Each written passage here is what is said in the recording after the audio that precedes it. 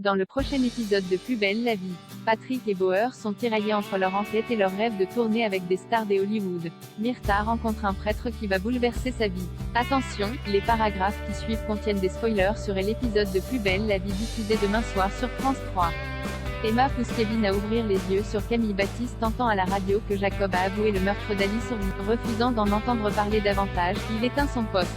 Justine le pousse à se confier à elle. Baptiste raconte comment Alice mettait toujours tout sur le dos d'Emma, y compris le kidnapping de sa sœur par Jacob. Justine éprouve de la compassion pour Emma et tente de faire comprendre à Baptiste qu'elle a certainement besoin de lui. Peu après, Baptiste et Justine sont requis à la caserne à cause d'un départ de feu qui s'est déclaré près d'un lotissement. Pendant ce temps, Camille passe voir Emma pour lui poser des questions sur l'enterrement de leur mère. Emma rectifie, il n'y aura pas d'enterrement, mais une simple crémation. Camille ressent toujours l'hostilité de sa sœur envers elle et se base sur les aveux de Jacob pour clamer haut et fort son innocence. Sauf qu'Emma soupçonne toujours Jacob et Camille d'avoir un lien avec la disparition de César.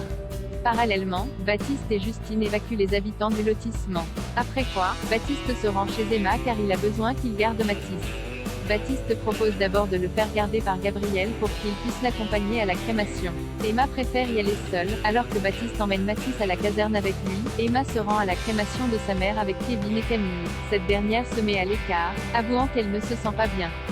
Emma disperse les cendres face à Kevin, elle accuse Camille de faire semblant de pleurer.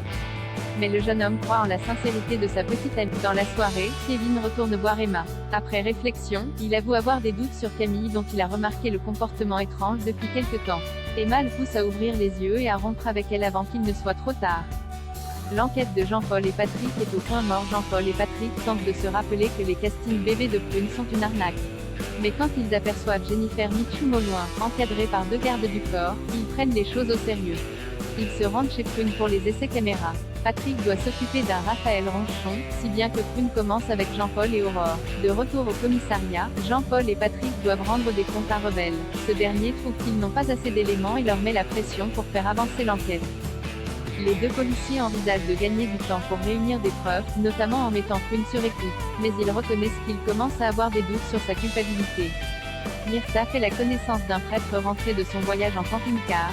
Luna se précipite dans la chambre de sa mère pour tout lui raconter.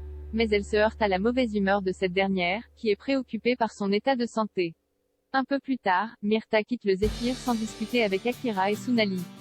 Luna soupçonne alors sa mère d'avoir un problème, mais Bastien met son comportement sur le compte de la fatigue. Myrtha se promène dans Marseille.